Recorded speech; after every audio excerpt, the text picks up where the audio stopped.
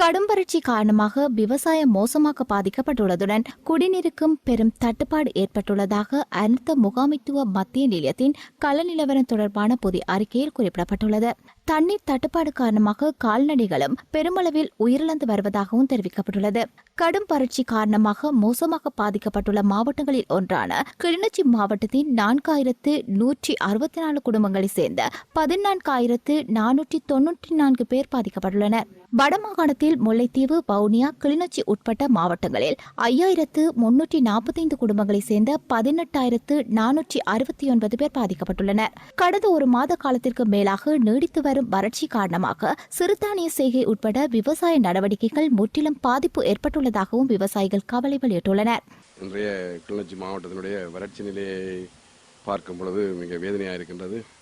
இது ஒரு காலகட்டத்திலும் இல்லாத ஒரு நிலை ஏற்படுத்தப்பட்டிருக்கிறது என்று விவசாயம் செய்கிறவர்கள், மீனவ தொழில் செய்கிறவர்கள் எல்லோரும் இந்த வறட்சியினுடைய தாக்கத்தை தாங்க முடியாமல் தவிக்கின்ற ஒரு நிலையை காணக்கூடியதாக இருக்கின்றது. நீர்த்தாவரங்கள் நீரின்றி கருகிமடி நிலை உருவாக்கியுள்ள அதேவேளை குளங்களில் மீன்கள் செத்து மடிவதுடன் காட்டு யானைகள் நீர் தேடி மக்கள் குடியிருப்பு பகுதிகளுக்கு செல்லும் நிலை ஏற்பட்டுள்ளது.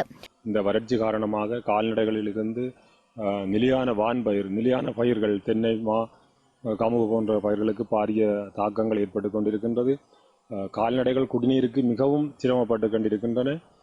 இந்த நிலைமையிலே எங்களுடைய பருவ பயிர்ச்செய்கை மிக காலதாமதம் ஆகிக்கொண்டிருக்கின்றது. இதனாலே இந்த பயிற்சிகை கால அட்டவணையை நிர்ணயிக்கின்ற அளவுக்கு மாவட்ட செயலகத்தால் கூட்டப்படுகின்ற பயிற்சியை கூட்டத்தை கூட கூட்ட முடியாத நிலைமையில அதிகாரிகள் சற்று தளம்பிக் கொண்டிருக்கின்றார்கள்.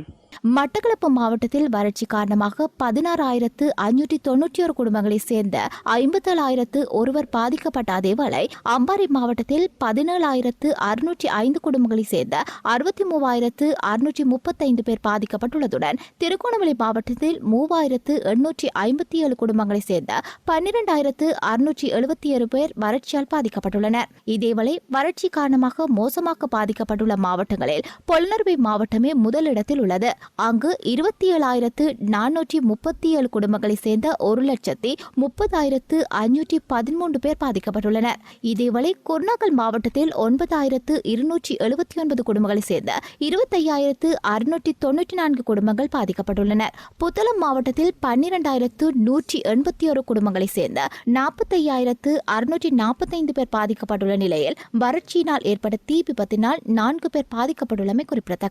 ஸ்ரீலங்காவில் நீடிக்கும் வறட்சியான காலநிலை எதிர்வரும் 13ஆம் தேதி மாற்றமடையும் என வளிமண்டலவியல் திணைக்களம் தெரிவித்துள்ளது.